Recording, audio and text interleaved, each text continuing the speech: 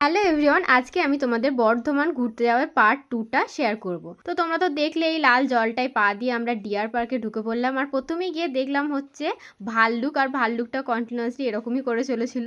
তারপর দেখলাম 1 কোটি বছর পুরনো গাছের জীবাশ্ম, আর এখানে ছিল শকুন। ঈগলও ছিল, কিন্তু অনেক দূরে ছিল বলে ভিডিওতে আসছিল না। আর এই পাখিটা হঠাৎ করে এরকম পেখম তুলে রোদের মধ্যে দাঁড়িয়ে পড়লো, জানি না কেন, আর নামটাও ভুলে গেছি আমি। আর এটা ছিল সজারু, কিন্তু সজারুর গায়ে এত গন্ধ যে ভালো করে ভিডিও করতেই পারিনি। আর এটা ছিল লাল মুখো বান্দর, এদেরকে পাতা দিলে কি সুন্দর খেয়ে নিচ্ছিল। আর তারপর দেখলাম আমাদের জাতীয় পাখি ময়ূর, আর এইভাবে পেখম তুলে নাচ করছিল, দেখতে জাস্ট অসাধারণ লাগছিল। আর এটা ছিল একটা মুরগি টাইপের কোনো একটা প্রাণী, আমি নামটা দিয়ে দিচ্ছি, দেখে নেবে তোমরা। আর এখানে ছিল অনেক হরিণ, আর হরিণগুলো ছিল অনেক পুরনো, এই যে দেখছো সিংগুলো কত বড় বড়।